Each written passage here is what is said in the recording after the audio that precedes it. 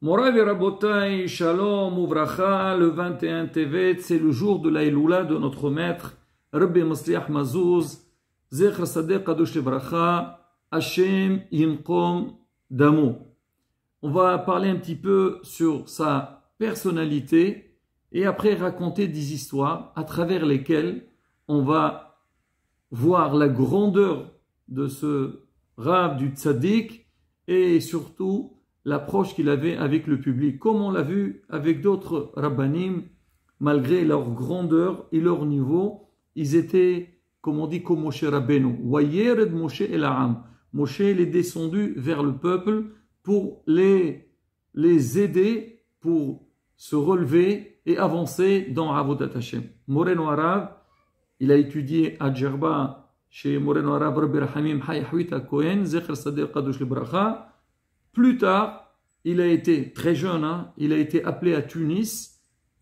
Déjà, il a enseigné là-bas et aussi il était dayan sur place. Il était très apprécié par la communauté. Il a mis en place une yeshiva, qui s'appelle Yeshivat Kisei Rahamim, que plus tard, après, malheureusement, il a été assassiné à Tunis. Ses enfants, donc Yeshivat Lohayantove Marokim, ils ont mis en place en Israël, à Bnei Brak, la yeshiva de Kisei Rahamim, yeshiva très connue dans le monde. Elle fait partie des grandes yeshivot dans le monde.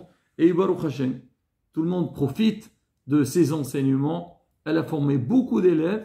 Et aussi Rabotai, pratiquement dans toutes les synagogues aujourd'hui, on profite de ses sfarim, de ses livres.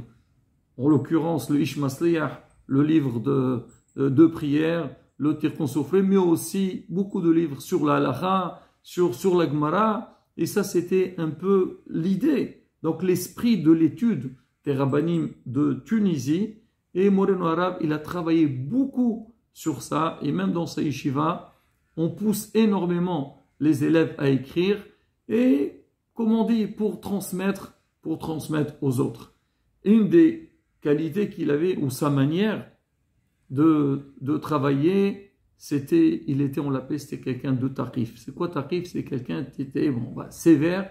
C'est vrai, certains ils pensent qu'on est sévère, alors c'est un peu hasbi shalom péjoratif, alors que non. C'est quoi? Il savait suivre, c'est quoi? La rigueur et avoir un cadre. C'est comme ça, Rabotai, qu'on peut avancer. C'est ce qu'on avait dit le dernier cours avec Moreno Khelfoun à Cohen Zer Sadeh Kadosh Livracha. Donc les taqanot qu'il avait mis en place à Djerba, c'est ça qui a aidé la communauté de savoir quel chemin prendre et comment avancer et réussir dans Avodat Hashem.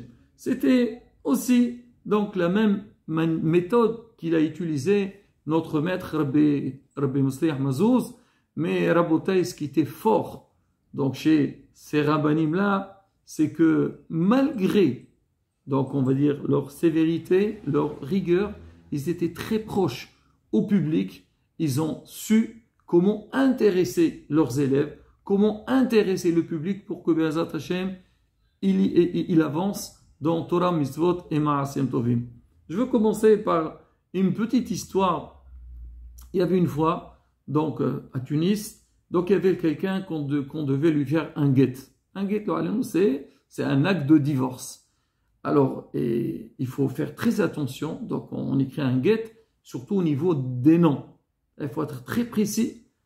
Et le Rav, donc le monsieur en question, qu'on devait lui organiser le guet, était là. Le Rav, il lui a dit comment tu t'appelles. Il lui a donné un nom. On sait qu'à Tunis, il y a beaucoup, ils donnaient des noms un petit peu, soit ils disent modernes, un nom laïque, pas des noms juifs. Il a dit, c'est quoi ton nom juif pour l'écrire dans le guet. Et il lui a dit, l'autre, il a dit, dis-moi quand tu montes à la Torah, comment on t'appelle? Souvent, les gens, quand ils montent à la Torah, ils disent leur nom juif. Alors, le prénom plutôt. Il lui a dit, mais Rav, moi, j'y vais pas à la synagogue, je monte pas à la Torah. Le Rav lui dit, quoi? Même Shabbat, Yom Tov, tu vas pas à la synagogue? Tu assistes pas à la lecture de la Torah? Le monsieur, il lui a dit, non. Bon, il a dit, tu vas pas, Et c'est comme ça. Bon, il a fini le guet. Le Rav, il a rencontré ce monsieur quelques années plus tard. Le monsieur vient le voir et dit, Monsieur le rabbin, vous vous rendez pas compte? Le petit dialogue qu'on a eu ensemble et la manière dans laquelle vous avez discuté avec moi, ça m'a marqué. Et depuis, tous les matins, je suis à la synagogue et je fais mes prières. Je fais très, très attention. La rabotaille, indirectement, on raconte aussi que le matin, quand il venait, c'est ce qu'on appelle aujourd'hui, on fait 2 halachot le matin. Alors lui, il faisait un petit shi'our le matin. Bon, les gens, ça qu'on dit, la Torah, normalement, il faut fixer un moment d'étude tous les jours. Alors celui qui n'arrive pas, au moins le matin, avant de sortir, il faut écouter 2 petites halachot. En plus, on dit, alors le Rav, il donnait un petit shi'our et les gens, ils restaient. Tout le monde, aussi bien les érudits dans la Torah, même les gens, donc les bâtim. Le Rav, il a dit, dans son cours, il a amené donc une halakha, c'est marqué dans la Gemara, qu'un Talmid Chacham, il n'a pas le droit de manger à l'extérieur. Il doit manger dans un endroit privé, un endroit pas devant tout le monde. C'est pas, on dit, même c'est pas cadeau. Il y a des halakhot par rapport à ça. Et sur le champ, les gens savaient très bien qu'on donne une halakha, surtout que les gens ils connaissent pas ou ils n'aiment pas trop, ça commence à discuter dans tous les sens. Et à un moment donné, il a dit, quoi, même manger une glace à l'extérieur, c'est un Talmid Chacham n'a pas le droit de le faire. Il lui a dit, oui, qu'est-ce que ça change? Manger à l'extérieur, donc c'est pas respectueux. Très bien. Alors quand le Rav, il a fini le cours, il y a un des participants, il lui a dit, Rav, c'est pas possible. Je ne sais pas ce que vous avez fait exprès ou pas, mais en tous les cas, donc le cours que vous avez dit aujourd'hui, alors je me suis senti très concerné. Moi, je mange jamais à l'extérieur, mais je mange une glace, donc à l'extérieur. Et là, aujourd'hui, j'ai su que ça, c'était interdit. Le Rav lui a dit, on m'avait dit hier que, parce que bon, les gens, ils parlent et tout, que tu mangeais à l'extérieur, et moi, je voulais pas te vexer directement, donc j'ai fait ce cours, et à travers ça, tu as compris. Et l'autre, il a beaucoup apprécié la manière du Rav, et depuis, il a arrêté de manger à l'extérieur. On raconte, on sait très bien, ça c'est des choses que on a vécues. Même en France, il y a ça aujourd'hui. Il y avait une fois un monsieur qui s'appelait Rahamim Saghroun. Il a reçu un courrier chez lui à la maison. Il regarde, il ouvre, qu'est-ce qu'il y a?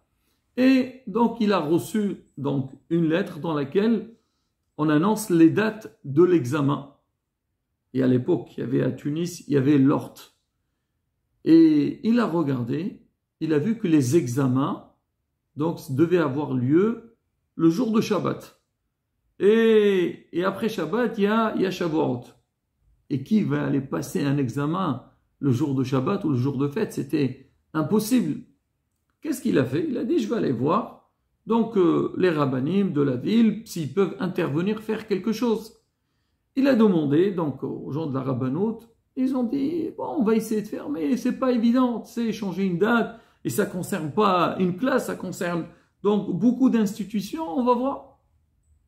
Alors lui, il a dit, je veux tenter ma chance, je vais aller voir Rabbi Mosliach Mazouz. Il est parti voir Rabbi Mosliach Mazouz, il lui a dit, voilà, Rav, les examens, ils vont avoir lieu, donc Shabbat et tout, comment on va faire? Hasve Shalom, on va pas passer nos examens le jour de Shabbat. Le Rav, il leur a dit, je vais essayer de voir qu'est-ce que je peux faire. Il est parti, il a pris avec lui Rabbi Eliyahu Ankre, on verra dans la suite. Ils sont partis voir le directeur de l'Ort. Le directeur, il le voit, il accueille, oui, Kvodarav, qu'est-ce qui se passe? Il dit, écoutez, voilà, on vient de m'informer que les examens, ils vont avoir lieu le jour de Shabbat, et vous savez très bien, Hasbi Shalom, nous, on ne transgresse pas Shabbat. Il lui a dit, Rav, si ça tenait à moi, tout de suite, j'aurais changé la date. Mais ça, c'est pas moi qui décide, ça vient déjà de France. Et nous, donc on nous donne les dates, on est obligé de faire donc la date qui était fixée. Il a dit, alors qui peut faire quelque chose? Il a dit, tu sais qui peut faire quelque chose? Il faut contacter le grand rabbin de France. Et à l'époque, c'était le Rav Kaplan. Si vous réussissez à l'avoir, peut-être lui, il peut faire quelque chose. Le Rav, Rabbi Mosliach Mazouz, il n'a pas hésité. Il a contacté le Rav Kaplan. Il lui a expliqué la situation. Il a dit, voilà, on a beaucoup donc, de jeunes, ils ont des examens et tout, c'est Shabbat, comment on va faire? Et Baruch Hashem. Donc le Rav Kaplan, il a fait le travail, et certainement il a contacté donc, le ministère de l'Intérieur par rapport aux dates des examens, et on a reçu, le directeur, il a reçu un courrier donc, de France pour dire que les dates d'examen, ils ont été repoussées, et ça ne sera pas le jour de Shabbat. Et c'est pas seulement ça.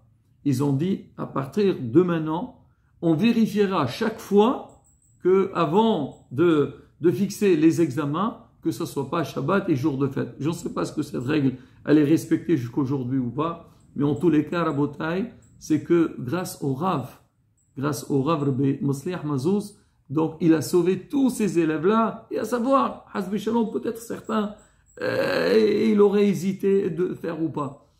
Alors le directeur, il voit ce Rahamim Sagron, il lui a dit, ben tu as su cibler donc ton but, le Rav à qui tu as demandé, il a fait le travail, et donc l'examen n'aura pas lieu le Shabbat. Pour dire Rabotai, la grandeur, donc comment il était présent et faire le nécessaire pour Bezat Hashem aider donc c'est les habitants de la ville.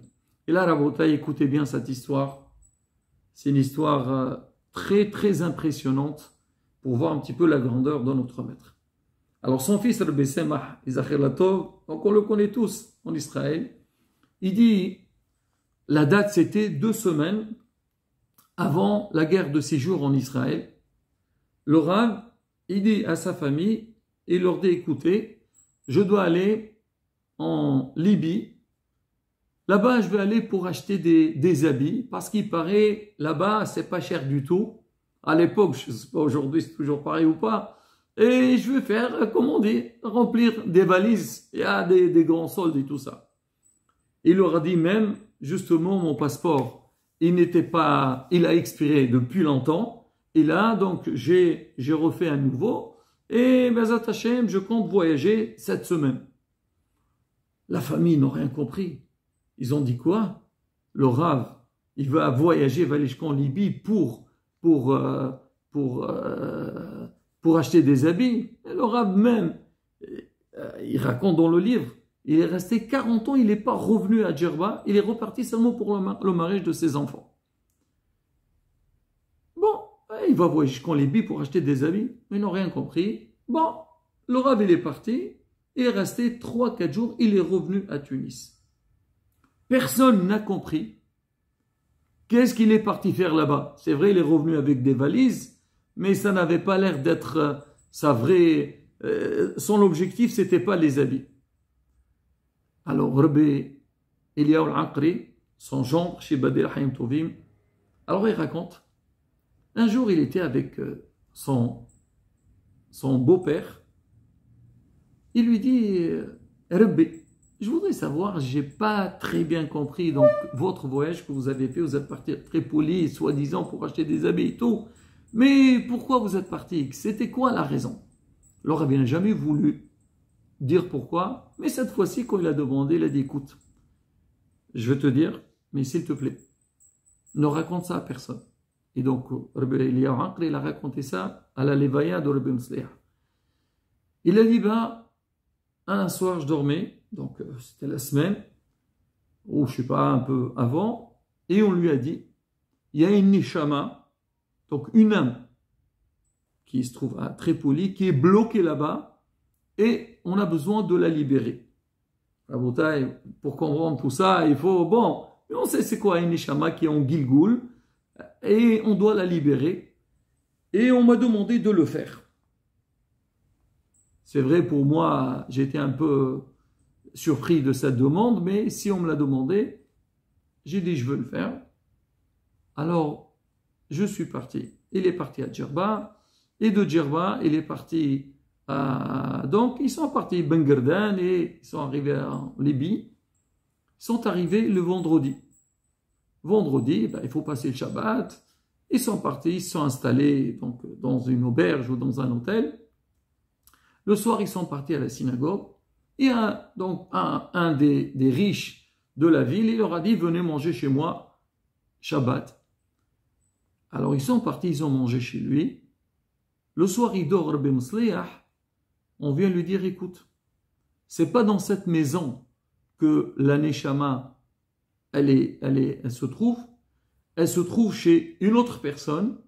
Et lui, au début, quand il était à Tunis, quand il arrivait, on lui a montré le mur dans lequel il y avait cette Neshama, elle était bloquée.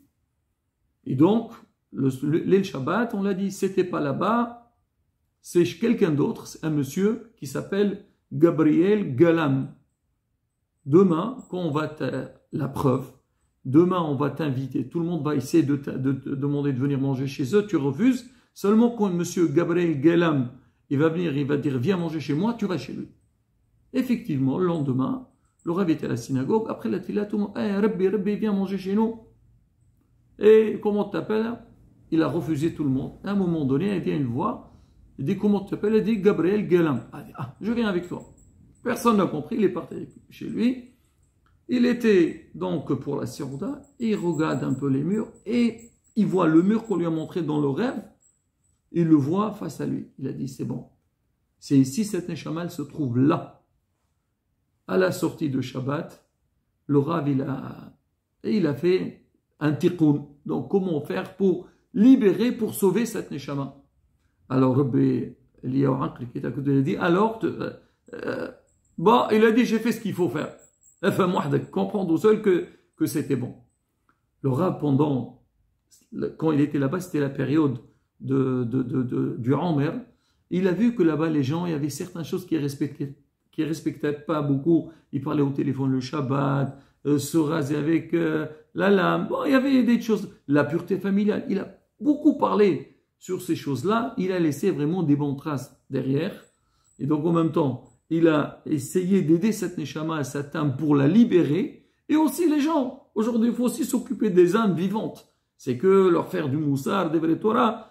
On a besoin, il faut apprendre dans la vie rabotaille.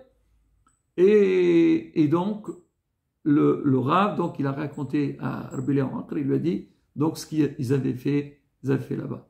Il a raboté, on voit, donc, la force. Alors, justement, c'est quoi qui était intéressant?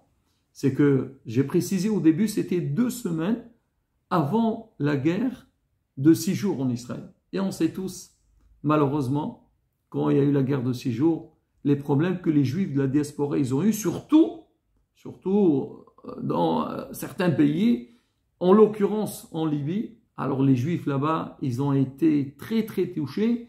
Et ceux qui sont restés en vie, ils ont quitté, ils sont partis. Donc surtout, beaucoup ils sont partis en Italie, d'autres en Israël. Mais pour dire que quoi? Que le Rav, s'il n'était pas venu le Rav, donc cette semaine-là, cette Neshama, elle n'aurait pas pu être libérée, sauvée. Comment cette Neshama? Certainement, elle a trop demandé dans le ciel et elle a mérité donc lui faire être libérée. Donc, le fils de Rabbi Msliah, il raconte qu'un jour, ils étaient à l'Eshiva et un monsieur qui venait d'Italie, il s'appelait Gabriel Galem, il leur a dit, votre papa, quand il est venu en Libye, et il a mangé chez moi le midi. Mais il ne savait pas c'était quoi la vraie raison. Il a raboté pour voir un petit peu, c'est quoi la grandeur de nos rabbanim, de tzadikim. C'est qu'ils avaient des connexions déjà avec le ciel, avec les neshamot, et aussi sur terre. Donc, comment ils ont œuvré, ils ont essayé de tout faire pour aider leur ami Israël, pour amener va, Torah Mitzvah, Hasim Tovim. Nous aussi, rabotaï, comme on dit toujours, quand il y a le lait d'un tzadir, c'est vrai, il faut allumer une bougie. Donc, on lit un petit peu ses écrits, mais surtout, voir ça, comment ils ont vécu, comment ils ont réussi à faire tellement de choses que nous aussi, on a la possibilité d'avancer, de grandir dans Avodat Hashem. كقدش باروخ يقبل تفيلوتين براتون وسخط الصديقين تمنيت صوب بعدينو امين كراسون شنزكي لا قول شلما بميرا بيامينو امين كيني راسون